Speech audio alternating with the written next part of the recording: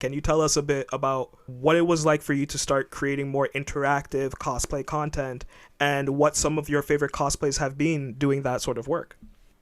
Yeah, gosh, again, it's been such a big transition from being like tiny little introvert to like finding an outlet where I feel comfortable expressing myself. And acting was always something that I was very interested in, but I was like a sound kid in theater. I was like techie behind the scenes, too afraid to be on the stage. I think I had to do a couple of things for like different classes needing to present, and everyone was always very impressed that like this tiny little quiet girl could do something. Like she'd just be screaming, acting, just so expressive. And I was always really proud of myself, but I was always really afraid to do it. Like even thinking about it now, my voice gets shaky and I get scared.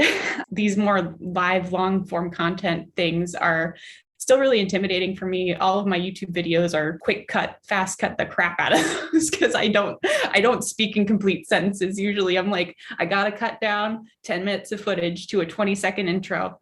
How did this happen?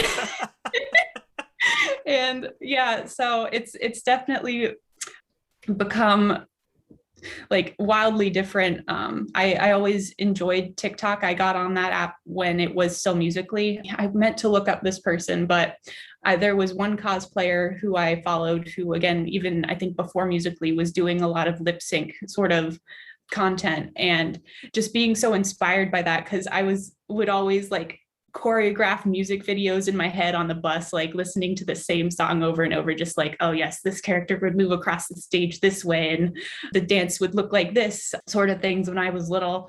And having a way to do that is, and having that be accessible, like we didn't have like phone cameras before, and just being able to do that little would have been all over TikTok.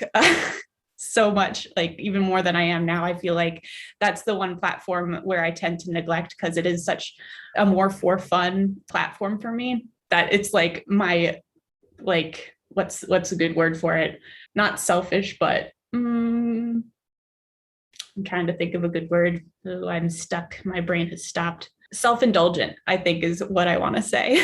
Just like being really angsty, you're just like really silly on there, is just such a delight. And exploring different aspects of myself and of these characters is, it's just like a joy. Like I'm smiling so much and I just get really excited thinking about it. But I forgot where the question was started, but this is where I ended up. Yes. No, that's fine. That's fine. So what cosplay characters were you doing that made you think I'm going to make a YouTube video, or this cosplay I'm going to do a TikTok over? Yeah. Oh gosh. I think some of my first TikToks, I think I lost my first account because it was very confusing when it was Musically, and I'm still like, I'm an I'm like a millennial, but I don't know how to use technology sometimes. So I think my first TikTok that I made was in Lilith from Borderlands. I think it's probably on my Instagram somewhere. I was like, oh my gosh, the last video, I found it on my phone. But that was back when there was a lot of like choreographing, like the hand motions to like what you were doing. And it's so weird to watch the trends change on that app. But I think I had planned that for weeks. I think I only recorded one video, but I was so excited to like just make something on that app because I had seen other people just like having so much fun with the lip syncing and the dancing. And I'm just like, this is the perfect app for cosplay. Taking it from there, as far as like really getting into the TikTok content, I think when Danganronpa kind of resurged, that was a big one as well because Junko's still really huge on there just because their sprites are so expressive, and there's been so many dancing trends around like Junko posing is like a thing that happened on there. But I feel like I'm an elder Junko. I cosplayed her in like 2015, and it's weird to see that that game and anime come back because I read the translations. I never even played the game because they weren't out yet.